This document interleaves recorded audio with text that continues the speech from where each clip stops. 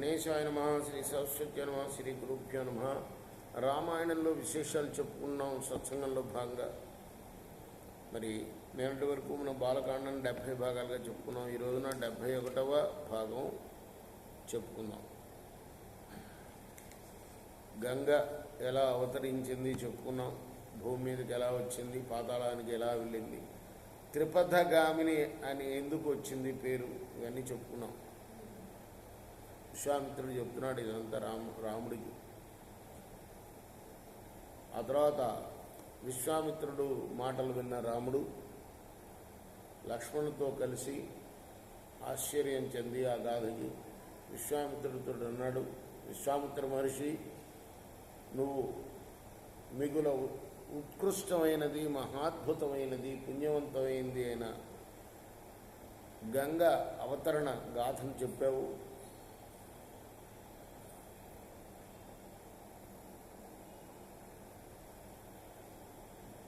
అంటూ ఆ దాన్నే తలచుకుంటూ ఆ గాథని, గంగావతరణ గాథని, అలానే సముద్రం తవ్వటం అనే గాథను ఇదంతా తలుచుకుంటూ హాయిగా నిద్రపోయాడు ఆ రాత్రి రాముడు లక్ష్మణుడితో కలిసి. తెల్లవారింది. మరి తెల్లవారి చేయాల్సిన కార్యక్రమాలన్నీ కూడా నిర్వహించి విశ్వామిత్రుడితో రాముడు అన్నాడు, మహాతపస్వి, రాత్రి గడిచింది,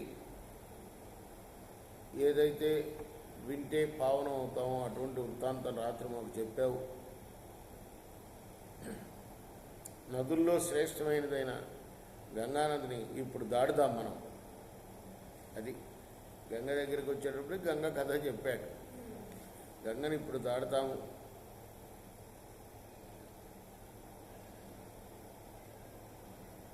ఇక్కడ ఒక నావ ఉన్నది, ఇది ఋషులు దాటే నావ. ప్రతిరోజు కూడా ఋషులు దాటుతూ ఉంటారు, ఇటు నుంచి అటు, అటు నుంచి ఇటు వెళ్తూ ఉంటారు. ఫలాల సేకరణకి దానికి వెళ్తారు కదా. ఒక నావ అక్కడ సిద్ధం చేయబడింది. ఆ నావను చూచి, ఇది చాలా యోగ్యమైన నావ మహర్షి, మరి నువ్వు ఇక్కడికి రావటం తెలిసిన వాళ్ళు ఆ మహాములందరూ కూడా నీకోసమే దీన్ని సిద్ధం చేశారయ్యా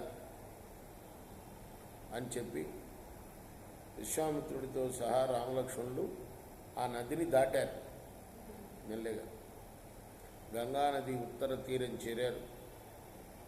అక్కడికి ఋషులందరూ వచ్చారు వీళ్ళని చూడటానికి. అక్కడ వీళ్ళు విశాల నగరాన్ని చూశారు. ఆ తర్వాత మెల్లగా ముందుకు పోయి స్వర్గతుల్యంగా ఉంది, స్వర్గంతో సమానంగా ఉంది ఆ నగరం, విశాల నగరం. దాని గురించి ప్రశ్న వేశాడు రాముడు, ఏంటి ఈ నగరం యొక్క వృత్తాంతం, ఏ రాజవంశస్థులది ఇది, వినగోరుతున్నాను, నాకు విషయం చెప్పండి అని ప్రశ్నించాడు. అప్పుడు ఆ వృత్తాంతం తెలపడం మొదలుపెట్టాడు. చూడు రామా, నేను చెప్పేది మంగళకరమైన దేవేంద్రుడి యొక్క కథ సుమా. తొలి కృతయుగంలో దితిపుత్రులు మహాబలవంతులుగాను, అదితిపుత్రులు పరాక్రమవంతులే కాకుండా మిగుల ధార్మికులుగాను ఉండేవాళ్ళు. దైత్యులు దేవతల గురించి చెప్తున్నాడు. దేవతలేమో పరాక్రమవంతులే కాకుండా ధార్మికులు కూడా. వీళ్ళు మాత్రం, దితిపుత్రులు మాత్రం కేవలం పరాక్రమవంతులే. ఓ నరశ్రేష్ఠుడా, ఓసారి వాళ్ళిద్దరికీ అంటే దేవతలకు రాక్షసులకు కూడా మనం ఎలా రోగాలు లేకుండా, అట్లానే ముసలితనం లేకుండా, చావు లేకుండా ఉంటామా అనే ఆలోచన కలిగిందిరా. ఎట్లా ఉండగలం, ఈ విధంగా ఎలా ఉండగలం ఆ ఆలోచన బయలుదేరింది వాళ్ళిద్దరికీ. వాళ్ళకి అప్పుడు ఐడియా వచ్చింది, ఆలోచన వచ్చింది. ఏమని, పాల సముద్రాన్ని మధ్యిందాం మనం, అమృతం వస్తుంది, దాన్ని తాగితే మనం ఆ విధంగా తయారవ్వచ్చు అని.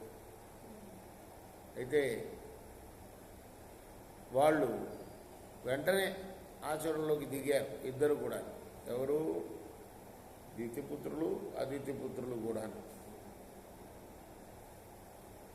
వాసుకిని తాడుగా చేసుకున్నారు, మందర పర్వతాన్ని కవంగా చేసుకున్నారు, క్షీరసాగరాన్ని చిలికారు. ఎన్ని సంవత్సరాలు? 1000 సంవత్సరాలు చిలికారు.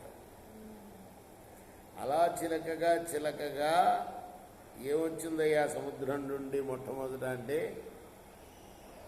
ధన్వంతరి వచ్చాట పైకి దండ కమండలాలు ధరించి. ఆ తర్వాత అప్సరసలు వచ్చారట. రేపు మనం మరొక భాగంలో కథ కొనసాగిద్దాం. కృష్ణార్పణ.